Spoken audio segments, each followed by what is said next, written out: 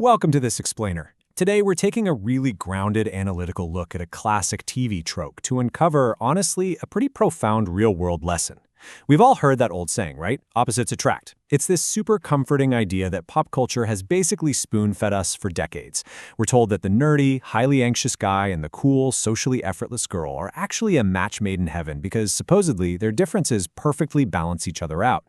But today, we're going wavy on the surface. We're looking past the laugh tracks and those neat little sitcom resolutions to uncover what's actually driving a relationship modeled exactly like this.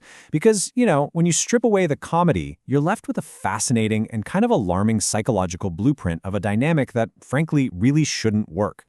Okay, let's just dive right in and shatter that illusion immediately. Pop culture tells us that their differences, that's the expectation, right, are the very things drawing them together. But the reality?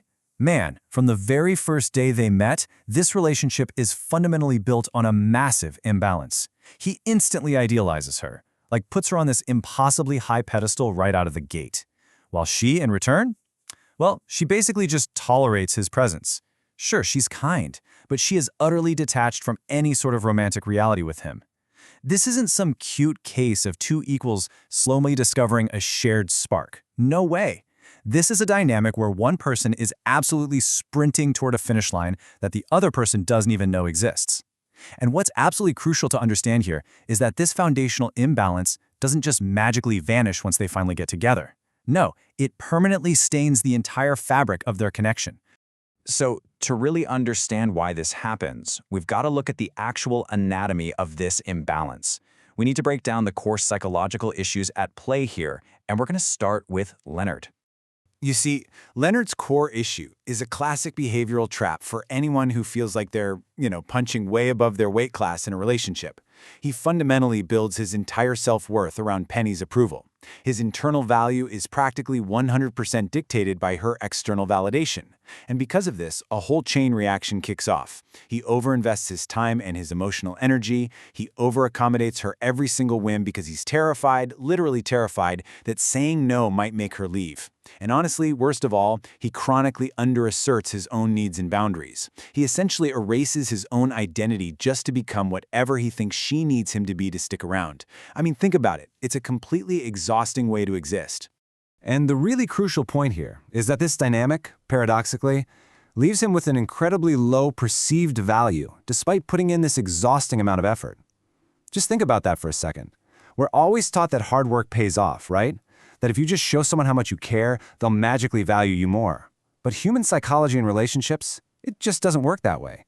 When you overinvest and underassert, you're essentially signaling to your partner that your time, your opinions, and your boundaries aren't really worth much. You make yourself way too available, too easy to mold. So even though Leonard is trying so incredibly hard, Penny subconsciously perceives his value as low because he's acting like someone who has absolutely zero other options and no internal compass. Now, it's super easy to just paint Penny as the villain here, but actually, scratch that, it's just not accurate. She does care about him as a person, but she entirely lacks deep, romantic respect for him early on, and it's pretty easy to see why. I mean, he shows up completely unsure of himself, overly eager to please, and highly emotionally dependent on her. From a purely biological and psychological standpoint, it is incredibly difficult to feel a deep, burning attraction to someone who behaves like their very emotional survival depends on you. So she ends up viewing him more like a project or, a persistent puppy, rather than a grounded, equal partner. And this brilliantly illustrates exactly why their spark is just so dim. Attraction needs tension, period, and he totally removes it. This is a profound, non-negotiable rule of human relationships. Romantic attraction absolutely thrives on a little bit of mystery, a little bit of push and pull, that space between two independent people actively choosing to come together. It requires you to occasionally wonder what the other person is actually thinking. But when someone is just so over-accommodating and completely dependent, all that tension just evaporates. Poof, gone. There's no mystery, there's no chase. By being way too available and too eager, the tension flatlines, which effectively kills the raw attraction that any healthy relationship desperately needs. So, all of this begs a really burning question. If their dynamic is so fundamentally flawed, what on earth is the actual survival mechanism at play here? How do they make it work? Well, this survival mechanism builds into a functioning, if somewhat flawed, partnership through three very distinct steps. Step 1, familiarity increases. They spend literally every day together. They share a social circle, and they become deeply ingrained in each other's daily routines. Then, step 2, because of all that familiarity, comfort builds. It basically becomes easier to just stay than to pack up, leave, and face the unknown. And then comes the absolute most critical part, step 3, expectations drop. As time goes on, those grand, idealized versions of what they thought love should be, they're slowly replaced by the comfortable, easy reality of what's sitting right in front of them. The daily friction just wears them down until they simply accept the dynamic exactly as it is. They didn't succeed because there's some ideal, perfect match. Not at all. They succeeded because they both adjusted their standards downwards to create stability through sheer repetition. It wasn't some sudden, magical realization of true love. It was this slow, grinding process of adaptation. By repeating the exact same patterns day in and day out, they created a highly predictable environment. And hey, human beings naturally crave predictability. We love it. This is actually a very real phenomenon in a ton of relationships. It's not necessarily optimal, and it is definitely not the fairy tale we're constantly sold, but it is a highly effective survival strategy for a relationship that completely lacks foundational balance. But listen, creating stability by just dropping your expectations, that isn't free. There's always a cost. Let's talk about the hidden trade-offs. To keep the peace, they essentially struck this unspoken, silent deal. As you can clearly see mapped out here, Leonard gets the partner he always wanted. He finally gets the girl he put on that giant pedestal. But the sacrifice is incredibly steep. He basically gives up his assertiveness and his ability to demand any sort of equal footing. Penny, on the flip side, gets a safe, highly stable guy who she knows is never ever going to leave her. But what does she sacrifice? Full, passionate attraction. She basically settles for a comfortable kind of love rather than a deeply respectful, tension-filled love. That is the ultimate trade-off here. They literally bought their relationship's longevity using their own personal fulfillment as the currency. So rather than just shrugging and accepting this flawed deal as some unavoidable inevitability, what's the blueprint for better? How do you actually right the ship before you end up making those same permanent sacrifices? Looking at Leonard's blueprint, first and absolutely foremost, the guy needed to completely stop pedestalizing her.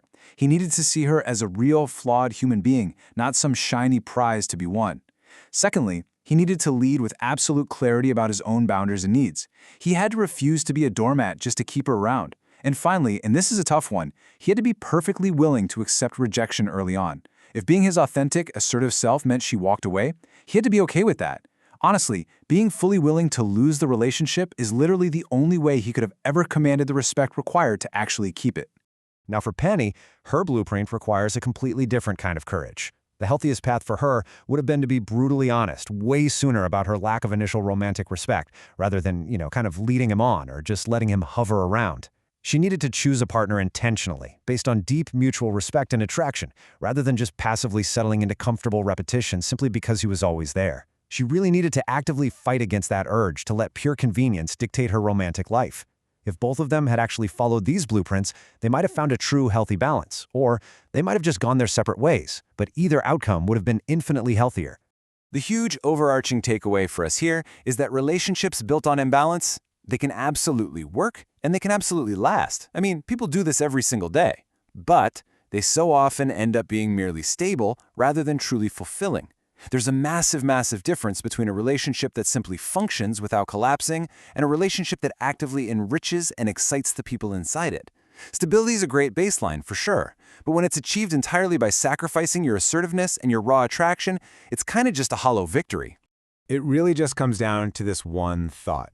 Just because something lasts doesn't mean it was built right. We have this huge societal tendency to view longevity as the absolute ultimate proof of a relationship success. Like if a couple has been together for 10 years, we just automatically assume, oh, they figured it out. But we desperately need to separate longevity from health.